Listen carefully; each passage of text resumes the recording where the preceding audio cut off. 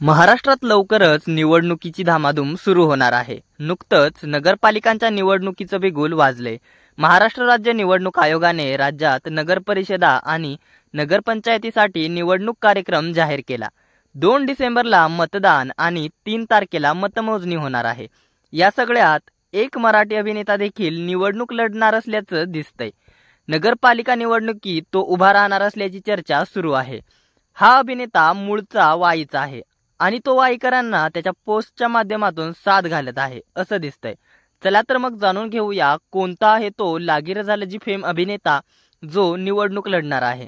त्याआधी आपल्या फिल्मी उचापती या चॅनलला सबस्क्राईब केलं नसेल तर सबस्क्राईब करून घ्या। हा अभिनेता आहे लागीर झालं जी फेम अभिनेता तेजपाल वाघ। तेजपाल वाईमधून नगरपालिकेची निवडणूक लढणार असल्याची चर्चा आहे। तेजपालने एक पोस्ट करत लिहिलं, आजवर मला वाईने वाईकरांनी भरपूर प्रेम दिलं। आता आपल्या वाईसाठी काहीतरी करायची वेळ आली आहे। वाई शहरात अनेक समस्या आहेत, ज्या समस्या वाईकर नागरिकाला रोज भेडसावत आहेत। त्या सोडवण्यासाठी आपल्यालाच वाई नगरपालिका निवडणुकीच्या मैदानात उतरावं लागणार आहे। हा आपला वाईकर नागरिकांचा लढा आहे आणि तो आपण एकत्र मिळून लढूया।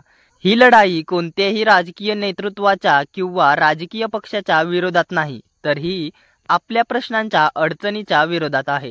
हा लढा आपण एकत्र मिळून लढूया आणि आपल्या वाईला घडवूया। आपलाच तेजपाल जयंत वाघ। त्याने शेअर केलेल्या पोस्टवर लिहिलंय, नाट्यगृह नाही, आता तुम्हीच ठरवा, क्रीडांगण नाही, बागबगीचे नाहीत आणि याचं कुणाला देणं घेणं नाही, मी नाही, आपण लढूया, आपल्या वाईला आपण घडवूया असं म्हणत त्याने वाईमधल्या समस्या सांगितल्यात। यावरून तो नक्कीच निवडणुकीच्या रिंगणात उभा राहणार आहे। तेजपालने लागीर झालं जी मालिकेत चांगलं काम केलं होतं। तो महाराष्ट्राचा फेवरेट कोणमध्येही झळकला होता। काही मालिकांमध्ये काम केल्यानंतर त्याने लेखनाकडे मोर्चा वळवला। त्याने सहकुटुंब सहपरिवार, कारभारी लय भारी या मालिकांचं लेखन केलं। सध्या तो लिहित असलेली इन्स्पेक्टर मंजू ही मालिका सन मराठी वाहिनीवर जोरदार सुरू आहे। दरम्यान तेजपालच्या या निर्णयावर काय आहेत तुमच्या प्रतिक्रिया? तुम्ही जर वाईकर असाल तर ही आनंदाची बातमी तुमच्यासाठी आहे। या निवडणुकीच्या वेळी अभिनेता तेजपाल वाघला तुम्ही मदत करणार का? हे आम्हाला कमेंटद्वारे नक्की कळवा। मनोरंजन विश्वातील अशाच घडामोडी जाणून घेण्यासाठी आपल्या फिल्मी उचापती या चॅनलला सबस्क्राईब करा। धन्यवाद।